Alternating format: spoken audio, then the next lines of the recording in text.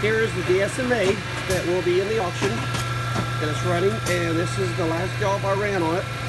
I ran all these little 1-inch diameter pulleys, and it has a little bore on here, plus 5/10, and I've got the boring head out of it right now because I use it on another machine, but I will put it back in, and it ran about 35,000 pieces, maybe a little bit more than that. Actually, it was more than that because there's the counter on the last order that I ran. And everything works fine with it. Deep hole drill cycle, the tapping cycle, the change of speeds, everything does. Here's the program.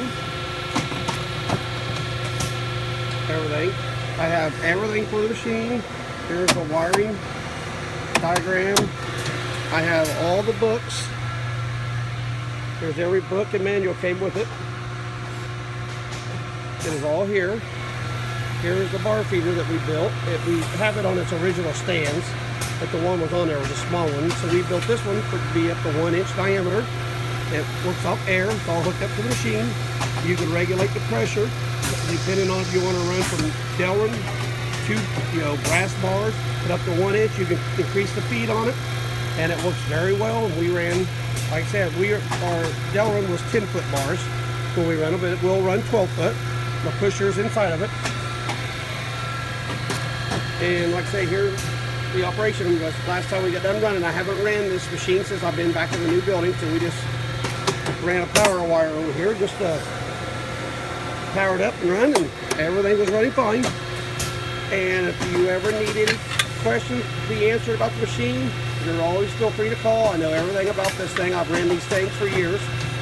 And usually the only problem you ever have, if you do, is inside the little box here, or there's one in the back, and they're just little bitty micro switches, in which I've got some extra ones here that I bought through McMaster Car for like $8. And one thing they do is they just get oil in them, and that's it. They're pretty much a little thing, just a little tank. It just always runs. So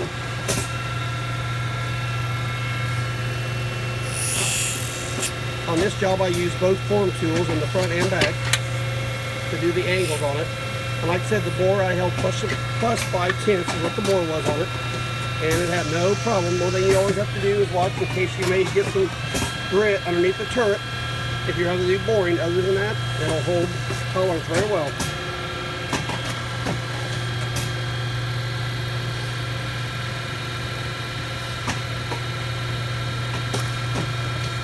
So, thanks for watching.